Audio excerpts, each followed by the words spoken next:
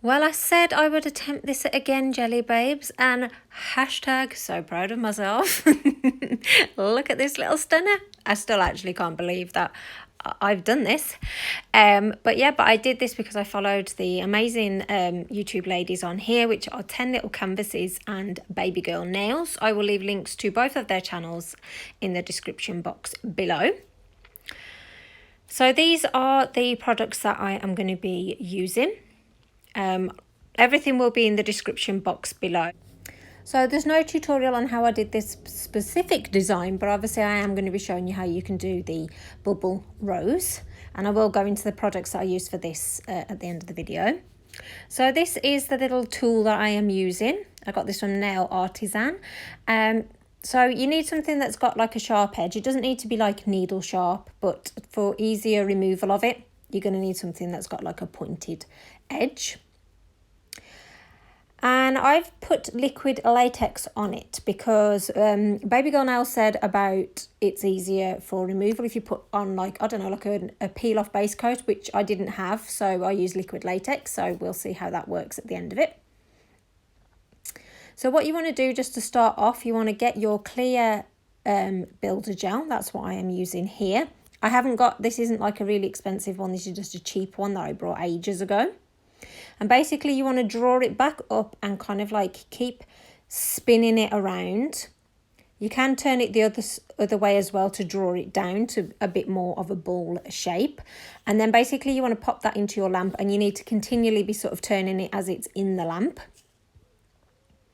So 10 Little Canvases actually did this twice, but I'm only doing it once. With the design that I showed you at the start of this video, that was with it doubled up at the start, and it's quite surprising really how much bigger the ball is when you do that. So I've just done it once, and because it's tacky, I've just literally placed it straight into the glitter pot. And how twinkly and sparkly is that? Very pretty. So for this, I'm just using like a normal gel coat, top coat, sorry, because obviously if I put it straight into the builder gel, the glitter could end up going into it, which I didn't want. So I've cured that off camera, and now you want to go in with your first set of petals. So I'm going to try and show you the best that I can. Now you don't need to worry about this being overly petal looking at this stage. So what you're basically doing is adding 3 petals, and you want a little gap in between each. So with this, obviously, when you're doing it yourself, you want to kind of keep looking at the bird's eye view like this. So this is roughly how it should be. So you can still see the red, and you can still see the red as you twist it around, because this is where your second set of petals are going to go on. So cure that in your lamp.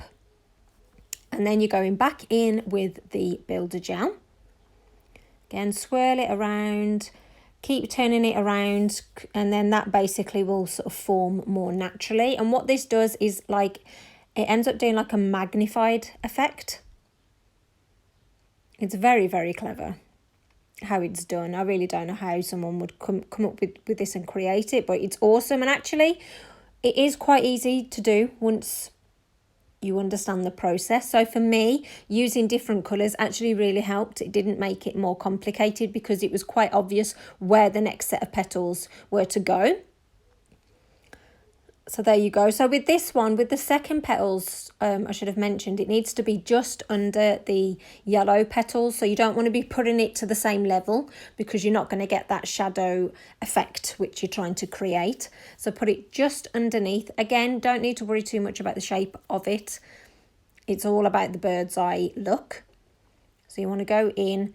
And obviously, again, with each petal, you want to leave that gap so you can see the previous colour, and then your next colour is going to go in between that. So there you go. Hopefully you can see and understand what I'm doing. So once that's been cured underneath the lamp, you're putting it back in the builder gel. And basically it's this same process until you're happy. If you're doing it with one colour, you probably wouldn't need to do this with as many layers. But can you see the effect that's coming now? Now, if you do this way, it doesn't quite come to the bottom, just get like a detail brush and drag it down. You can obviously take off excess as well, excess polish, if you don't want it to be really big. So just keep sort of twiddling it around till you're happy with it. make sure it's completely dry before you move on to the next step. So again, this is the gap, which I'm, again, each time with each petal, I'm going that little bit lower. And this is where you kind of get the overlapping look. So I was so pleased that I actually managed to do this. I had it in my head. I kind of like, I actually loved the look of rainbow roses. And that's what I'm like creating with this. And I thought, you know, I thought I'd give it a go. I wasn't sure whether it was going to work, but it is really, it's so pretty.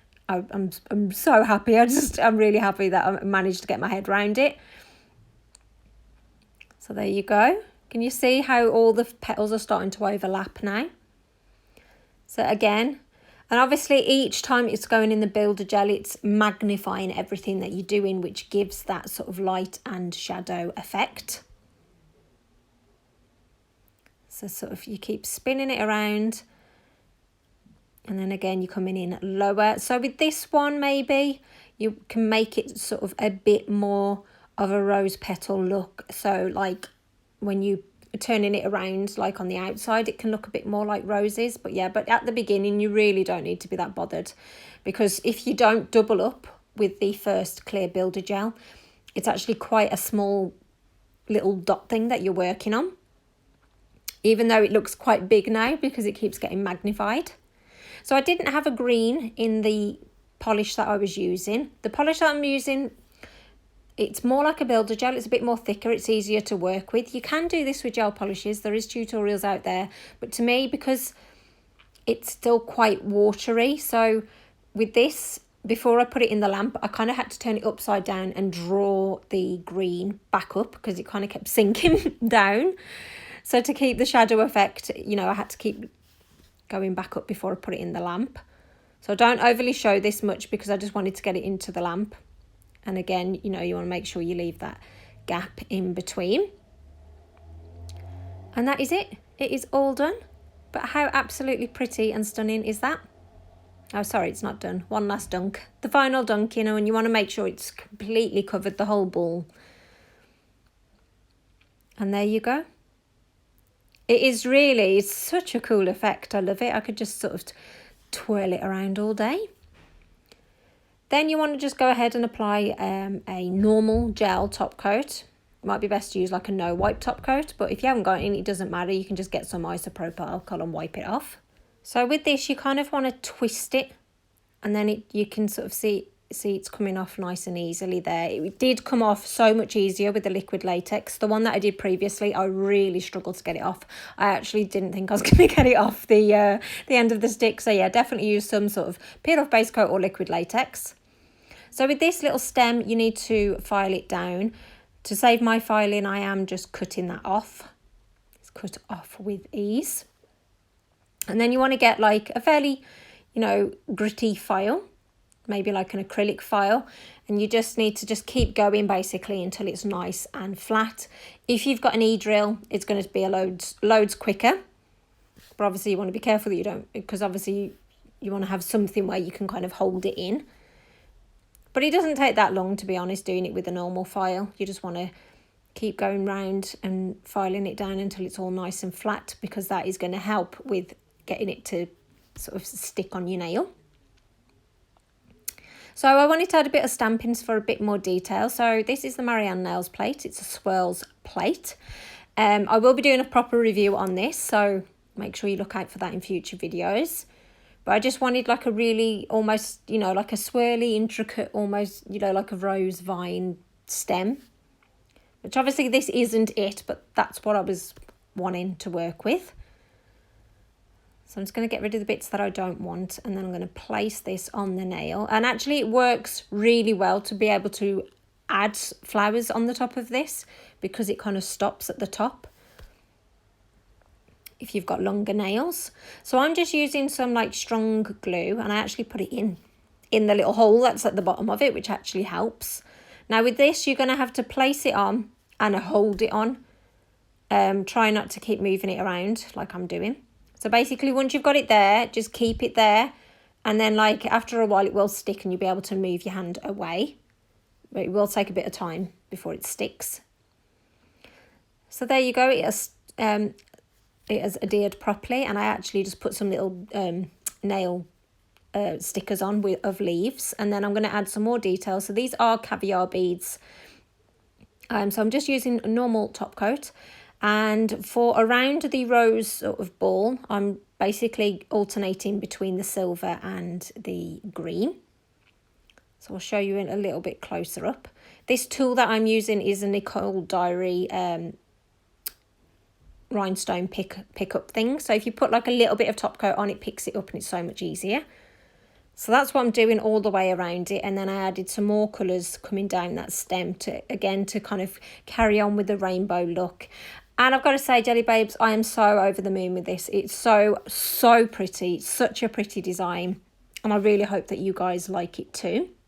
And this was the other design that I did, which I did off camera. So I kind of again tried to do like the rose look with like the crystal rose stem. But it is super pretty. But this one, the ball is quite big, a bit bigger, just simply by doing that double at the start. It's crazy, really. But these are the products that I use. So the big ones that are going around it is from Enjours. I love all the different colours that you can put on it, and it does even almost add like the thorny texture that you'd get with a rose. And then these are Nicole Diaries. I think you get 3, and you've got all different colours with each one. So that's what I've got going down as the stem. So have fun with it, guys. These were kind of like, this was my very first attempt, and I tried to do it with the one colour, and as you can see, it was not a very good attempt, just because I really didn't understand what I was doing. So if you are going to do it for the first time, I would recommend just adding that extra colouring, because it really does help you. So this was the other one. This was my second attempt, which was just basically like a hollow chameleon ball, which actually just turned it into a boulder because I just got carried away. I didn't realise how big it was until I took it off the stick. But yeah, but that is it. I really hope you enjoyed it. I couldn't wait to share this with you guys. So take care, and I'll see you in the next one.